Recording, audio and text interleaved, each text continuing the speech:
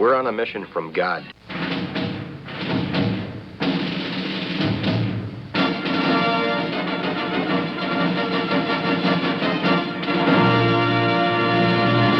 And now for something completely different.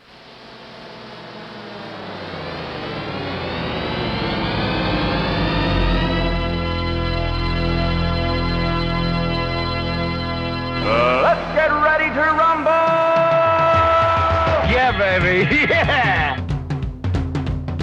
This is Pastor Jolly John Lekumsky, and by the way, this is part of a massive recording effort that Matt and I are making here. But you should introduce yourself first. Yes, this is a marathon recording session on Wrestling with the Basics. I'm Pastor Matt Youngblood Clark. I am recording from my office here at Ascension Lutheran Church in South St. Louis. The reason we're doing this on Wrestling with the Basics, this marathon recording, is because Matt is heading out of the country. He's heading to England. Jolly old chap. You know, there was this episode of the Beverly Hillbillies where they travel to England, and that's kind of what I'm envisioning, John, is a similar experience. The Clarks go to England, and tell them why, because this is really an exciting thing for your wife. Yeah, I'm really proud of my wife, Lisa. So she's been working on her PhD in English, and started 5 years ago, I guess, something like that. And she's now coming to the completion of that, finishing up her dissertation. And she's been doing that through the University of Bristol, and that's over in Bristol, England. When she first started the program, likely she was going to have to be on campus a few times, but then COVID hit, John, and that changed everything. And she's been able to do this remotely, which is nice. It's a part-time PhD program, so she was able to continue to work full-time at Concordia Publishing House, where she works.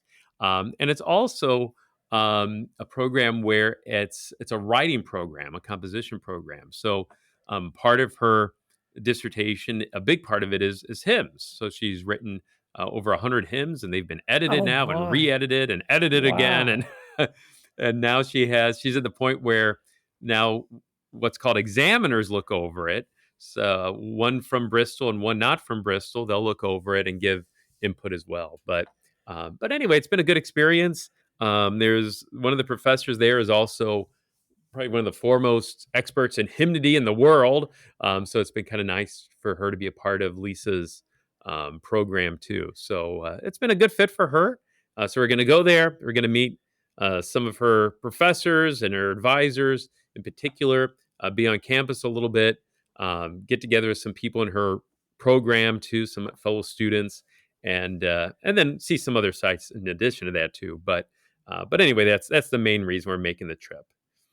Well, that's really exciting, and be sure to have some fish and chips while you're over there. Okay, you bet, John. Because that's what it's all prerequisite about. Of a trip, right? Is a plan for fish and chips. And then, we're going to fly back out of Edinburgh, Scotland.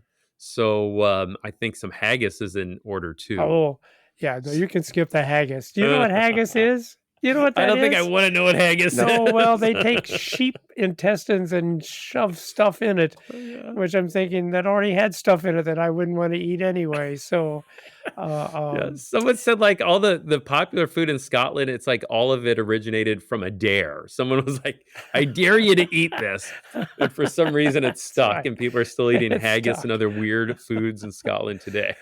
Well, let me tell you, you do not need to bring any haggis back for me. Okay, that'll be fine. Well, I had a whole list of dumb jokes because the email bag is full of people saying, "Wait, where are the dumb jokes? You haven't had any dumb jokes," but we'll skip them next week. Next week, we promise you, we will have some more dumb jokes. But we need to get on to this story that we want to finish here before Matt heads off to England. Jolly old England chap. And that's the feeding of the 5,000. Do you want me to set the story so far? Do you want to set the story so far? How do you go right ahead, John. Yeah. All right. So anyway, the disciples had been out working hard, anointing people with oil, calling for repentance. They come back. They're tired. They come to Jesus and they say, "Man, we haven't even had a chance to eat. I hope your schedule won't be that busy in England that you don't get a chance to eat." And Jesus says, "Well, come on, guys, let's take a break. We'll go find some desolate area where we can just be by ourselves." And of course, they get on the other side of the Sea of Galilee, and it's surrounded by people. They all knew Jesus was coming, and they're waiting for him. So Jesus, and same word, got the same word for the day, compassion. And out of his compassion for him, he says, "Well, gentlemen, I know I'm tired too, but these are sheep without a shepherd. I got to spend some time teaching them." And that's where the story picks up then. Did you want to say anything about this business about Jesus seeing them like sheep without a shepherd, and he began to teach them many things? Yeah, yeah. First, is the scene there, just to emphasize, they're on a Yeah. boat on the Sea of Galilee trying to get away to a desolate place. And it says, we're in Mark 6, verse 32. Now, many saw them going and recognizing them. They ran there afoot from all the towns and got there ahead of them. So, I mean, you can almost picture like somehow word spreads that you know who's in that boat? It's Jesus and his disciples. So it's like they're watching this boat where it's going to go, and they're trying to just run ahead of it. Yeah. And you can almost picture people carrying along with them people who are lame and who need healing, and just kind of, here's the chance to see Jesus. And it's just an interesting image to for us to picture, and you picture that from the perspective of Jesus and disciples. They're in the boat, and can they see on the shore this crowd Oh, yeah. forming, Yeah. kind of Yeah. following where they're going? Yeah. And was there a temptation to just maybe stay on the boat, or maybe change course, where people aren't headed? But they don't do that. Jesus doesn't do that. Instead, he looks at these people, and they're like sheep without a shepherd. And you could do a lot of things with people who are sheep without a shepherd. Could be annoyed by them. You could try to avoid them, but instead, it's our word of the day, right, Johnny? Is compassion, Yeah, compassion yeah. on them. So I guess as a preacher, kind of meditate on this account too. How do you take that verse? They're sheep without a shepherd. What does that mean exactly, for someone or a group of people to be like sheep without a shepherd? What do you I don't think? know. I don't know Well, how I'm just kind of where curious. did you take it? Yeah. Well, yeah, I just, I think, I'm trying to think of today too. Do we encounter people in our own lives who are like sheep without a shepherd, right? Um, and here this crowd is just so desperate, it seems, for some hope, and to get a glimpse of Jesus, and to bring the friend who maybe is lame, or maybe they themselves need healing, and they're just looking for someone to care for them, right? Yeah. And they Yeah. try to find that in Jesus. And I just wonder today if people have that same desire for someone to care for them, and yet they don't know the good shepherd, right? They don't know Jesus. Maybe they're searching for that in it's election time, right?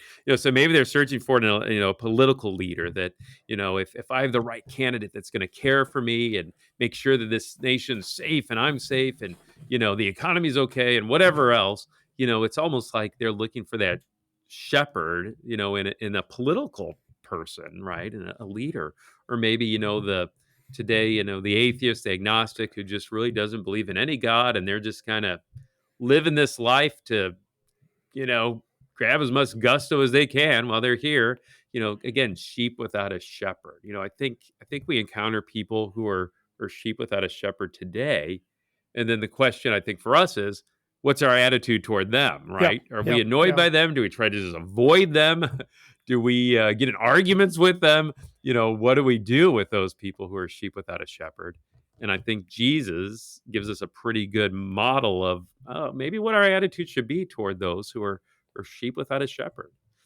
That was always when I was pastor, that's always how I looked at my congregation, as people who were in need, who maybe weren't sure where they could find the green pastures and the still waters. Many who were probably going through the valley of the shadow of death, Yeah. and I felt that my words need to be the words that would provide comfort for them in those situations, lead them where they needed to be, and remind them that God is present wherever they are. So I think you're right. It certainly reflects that there's a need there. And I'm thinking about what we said earlier about pastors speaking the word. But I think pastors, we need to remember that's what you got. You got people that they really don't know where they're going, and so yeah, Mhm. the rod and the staff, David says, and the rod's a big stick. That's what it is, and you can use it to fight off the wolves and the bears and whatever else, the lions that may attack.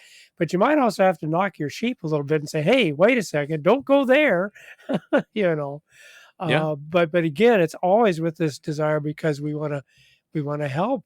We want to help, and ultimately because we want to bring them the comfort of a love that of a compassion that is beyond our understanding, and that's the compassion of Jesus Christ for us.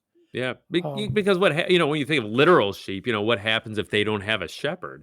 I'm yeah. thinking it's probably bad news, right? They're Yep. not going to Yeah. last too They're long. dumb. They're really, Uh, really dumb. yeah. Yeah. And predators are after them. If they don't have a shepherd, they're not going to last. And, for Jesus, for those people who are like sheep without a shepherd, they're in danger. And Jesus, he has compassion. He has compassion on them. And, may They God tell grant me that that we do the same. if a sheep falls over, it's just like a turtle. It'll just lay there. Yeah. It'll just That's, lay there. It's got to have somebody come and yeah. even that much, just set it back on its feet. The thing that struck me too about this passage is again, we've got hungry, tired disciples. And in a sense, so Jesus is giving them some rest, isn't it? It's probably not the rest they pictured. They kind of pictured probably being off by themselves, maybe doing a little fishing, you know. But they were also there amongst the crowd as he was teaching them many things. And I hope people realize that when Jesus teaches us, it's like you said earlier about the commandment, gladly hear and learn the word of God. He really does want to give us rest in that teaching. Unfortunately, because we're sinners, and this includes pastors, we often see worship as a work, a chore. In fact, now that I'm filling in, these churches have worship at incredibly early times, 8:30, 9 o'clock, Oh my and I've got to goodness. drive an hour and a half to get there, and I'm not excited about getting up early in the morning. I hope people understand that. Pastors don't like long church services either. Um, but the fact of the matter is there's not a lot of work involved in worship. I mean, Lutherans do because we got this stand up, sit down, stand up, sit Yeah, down. yep, yep. It's very, very aerobic worship in a Lutheran church. But that's okay. I don't mind doing a little exercise on my day off. And of course, you got to sing hymns. I understand that. But again, that's not work, is it, Matt? My family, they like to get together and sing karaoke. That's fun to sing songs. And if you listen closely to what Jesus teaches you, it's all good stuff. It's all about his mercy and his hesed, his steadfast love, his compassion. And there's no work involved in that either. So God help us to get over our sinful flesh and understand that. Listen to the teaching of. I hope this is the way it is for people who listen to Wrestling with the Basics. I hope people don't say, "Well, I guess I've got to listen to Wrestling with the Basics," but they find some rest in listening to you and me. Although, please don't fall asleep. Okay. Not that much rest. Yeah, well, Rest to a point. that's probably what happens. So any more about this, and shall we go on then to what the problem is? Though there's going to be a problem here, real quick. Yeah. What does that compassion look like now for Jesus as he shows it to the people? Okay, yeah, let's go. What would you like And for me to read, John? verse 35, 35, 36, Okay. yeah, All right. 37. Let's do it all. All right. And when it grew late, his disciples came to him and said, "This is a desolate place, and the hour is now late."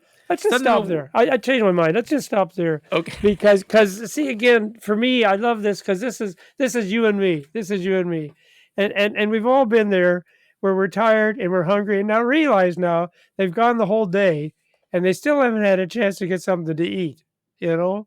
And so these loving disciples say to Jesus, "You know what? It's late. We've sat here all day long listening to you teach. Just send them away. Let them get themselves something to eat." Yeah. Right. And haven't we done that, Matt? I'm sorry, I'm just too tired. You go take care of yourself. Yeah. Right? Yeah. I don't have any more energy to do anything to help you. So just go take care of yourself. Yeah. You Have go you find ever- something to eat. Yeah, yeah. So that to me, that's a very real experience where we have people and they're making demands on us, and frankly, we don't have the energy to do it, right? So you're on your own. Don't come to me looking for help. which is a total lack of what, Matt? Compassion. The Compassion. word of the day. Okay. Yeah, Compassion. yeah. So do you have any thoughts about that? Otherwise, we'll read the next verse. Well, let's keep going here. All right. But Jesus answered and said to them, "You give them something to eat." And I'm going to stop you mid-verse there too, Yeah. because I'm thinking that's not all that helpful. But what else did we think Jesus was going to say? Did we think Mhm. Jesus was going to say it's okay to be selfish? That's all right. You don't need to care about other people. It doesn't matter whether you have compassion on others. Is that what he's going to say? No. On the other hand, he doesn't say, "What's wrong with you, you hard-hearted people? Did I not tell you to love your neighbor? Did I not tell you I was hungry and you should feed me? I was thirsty and you should give me?" No, he doesn't get upset with them. No, he doesn't get angry. He just says, "Gentlemen, here's the thing. They are your responsibility. So you need to give them something to eat." Yeah. Any thoughts about that, Matt? Yeah. Well, I mean, I think the confusion, right, that follows, right? What would we Yeah. do if Jesus said that to us? Yeah. Yeah. Well, So read they what they they say to yeah. him, "Shall we go and buy 200 denarii worth of bread and give them to eat?" And he said to them, "How many loaves do you have? Go and see." And they No, found out, and they said, no, stop. Yeah. Now, let's take this verse by verse, because each one of this reflects what goes on in our lives. Yeah. You know what I just realized, Matt? They're being sarcastic, aren't they? I did not Yes. think of the disciples being sarcastic, but that is sarcasm. Should we go buy 200 denarii? Yeah, like we have 200 denarii to even buy food. Like that would Yeah. even be enough. Can you be sarcastic with Jesus? Is that good? You think to be I don't know. sarcastic with I Jesus? probably would hesitate to do that. And yet it doesn't bother Jesus at all, does it? It doesn't faze him at all. I just this thought just occurred to me because I was wrestling. How do you take those words when the disciples say that to him? Did Well, you a reflect? denarii was like one day's wage, right? Yeah, So we're yeah, talking 200 denarii would be yeah. over half a year's wages. So I don't think the disciples have that much money among them as they No, travel with no, Jesus. So I mean, no. it does seem to be sarcastic to me too. It would take 200 denarii, Jesus. Come on, do the math in order to just give them some bread to eat. Yeah, Uh, because we're talking thousands of people. Yeah, and yet here's the good thing. Here's the good thing. I would not recommend being sarcastic with Jesus, but at least they went to Jesus. Okay? Yeah. They didn't get together and say, "Well, what are we going to do here, gentlemen? How are we going to figure this out? What's the plan? What's the program?" See, and that's my thought. When Jesus gives you a situation that's impossible, that you literally don't have the energy, the strength, or the resources, or the money, or whatever, then the best thing to do is to keep going back to Jesus. Okay? Because in the end, it is Jesus who will take care. Here's the thing, Matt. We cannot take care of our own problems, little less the problems of other people. Now, we like to think we can, and we go off on our little efforts to try to do this. But Jesus Christ said, "I am the vine, you are the branches. Apart from me, you can do what? Nothing. Nothing." Okay? So if you find yourself in a situation where you're tired and hungry, and it just seems like it's more than you can handle, then turn to the Lord Jesus. Probably don't be sarcastic. Okay. Although apparently it won't make any difference if you do kind of whine and complain to Jesus, and it won't make any difference. But the thing is you're going to find out Jesus will take care of the issue. When I preach this, Matt, I begin by saying we've never seen a miracle like this in our lives, and yet then I said, but we have. We have, because Jesus actually does this stuff all the time. We're just not aware of it. Mhm. Farmers work hard, but a farmer will tell you the miracle of farming is that you can plant one little seed of wheat and it'll grow 1,000 seeds of wheat. And no matter how hard you work, no matter how good a farmer you are, you can't make that miracle happen. It just happens. The grain multiplies, which is why as a farmer you go out week in and week out because you have hope. You have faith that God will do this remarkable miracle. And no matter what else happens, you can go fish and you can fish and you have your favorite spot and you can catch plenty of fish. But the fact that you can go back to that spot week after week, year after year, and there'll still be plenty of fish, you don't have any control over that. That's a miracle of multiplication of fish So the fact is, Jesus actually is multiplying bread and fish all the time, feeding not 5,000 people, but billions of people. He just does that. Okay. So that's the thing you need to realize is that no matter what, Jesus Christ will take care of the problem. You will have not necessarily everything you want, and not necessarily right away, and not necessarily without some hard work. But trust me, everything you need for your bodily existence, Jesus will simply provide it to you. Again, because the word of the day is because of Com- his compassion. Yeah. Yeah. Uh, No, Matt, that's a beautiful thought, John. God feeds billions daily. yeah, That's yeah. a great miracle. Give us this day our daily bread, and that's exactly what he does. And you thought Um, McDonald's was something because they sold several billions worth of hamburgers. They're nothing compared to what Jesus does every day. that's right. Oh, I like that. Oh, yeah, that'll preach, John. I like that. The other thing I like that you picked up on is just our inability, right? Our inability Yeah. to do that, and here they are. The disciples are drained physically. They are exhausted. They are worn out. They are weary. And not only that, but they don't have any money. They don't have close to No, 200 denarii. It seems they don't even have food. We hear from the other gospels, these loaves and fish aren't even from the disciples, right? Aren't they from a boy that they find, oh that yeah, has yeah, this with yeah, them? So they yeah. don't even have food. They've got nothing. And it's at this point where they have absolutely nothing that Jesus then provides abundantly. Even 12 baskets, extra, like one for each disciple. And I think, for us, it's kind of a shame that sometimes we have to get to the point of having absolutely nothing and being totally Yeah, drained yeah, before we turn to Jesus. yeah. God grant that we turn to Jesus daily, realizing that every day we need his provision. Every day we need his compassion, not just when we're at the end of our rope, not just as a last resort when things look desperate and we don't know how else this is going to get done. Every day to realize how we're nothing, we're empty. We need Jesus daily. And to understand that everything we do have actually is a gift from him. Yeah. And that's not to say, well, let's finish the story. Go ahead. You want to read the end of the story there, Matt? Okay. All right.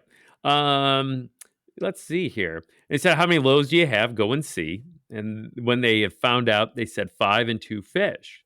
Then he commissioned them all to sit down on green grass.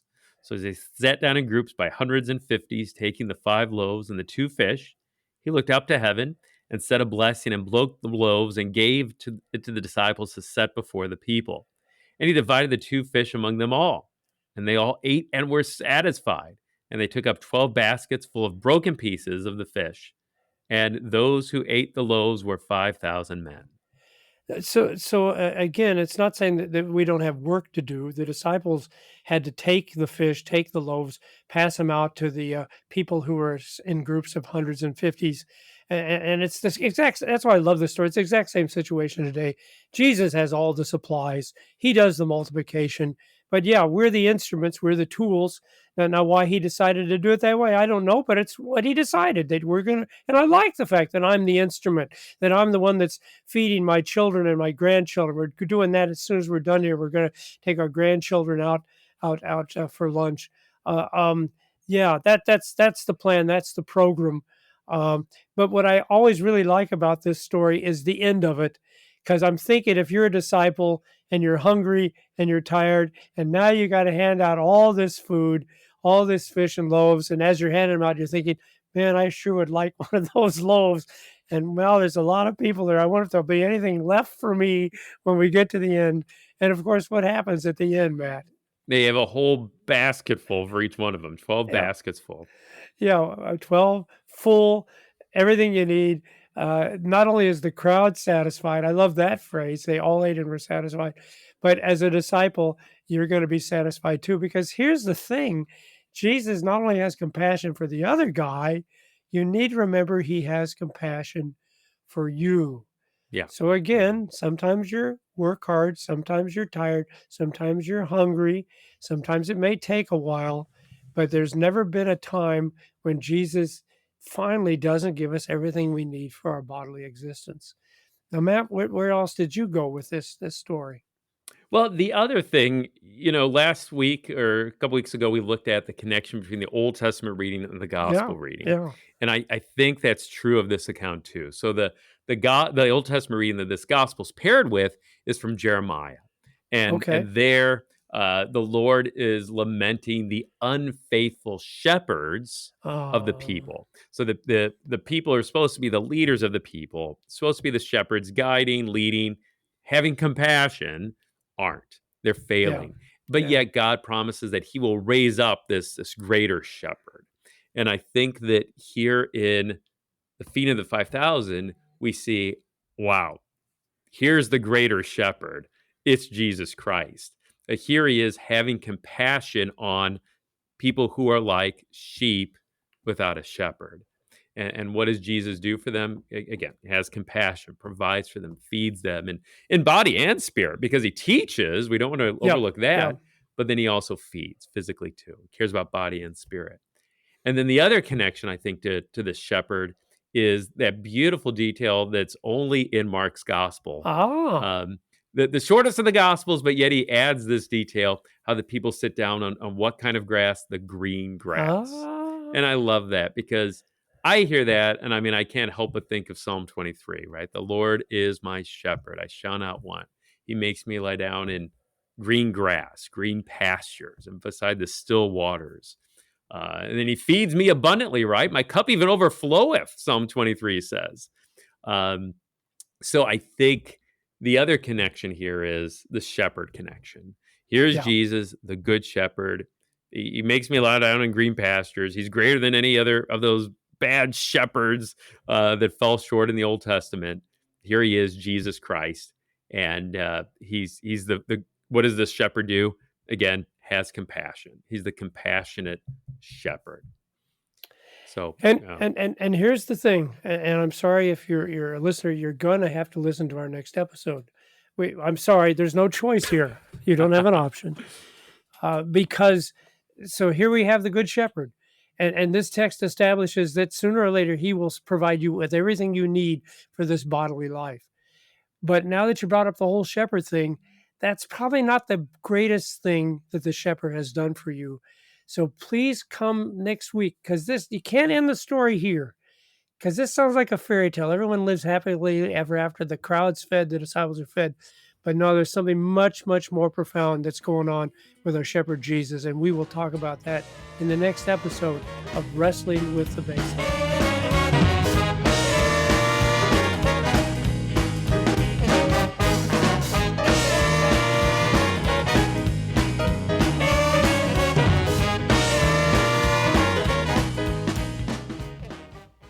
Showing support for KFUO is now easier than ever. You can sport a KFUO shirt, swag, or even socks by visiting our online store. Go to kfuo.org/store and order high-quality KFUO-branded merch. You no longer need to wait for our annual share-a-thon for a chance to show your KFUO spirit. Visually share and wear this ministry out in the world by checking out our selection. Every purchase helps to support our proclamation of Christ for you, anytime, anywhere. Go to kfuo.org/store.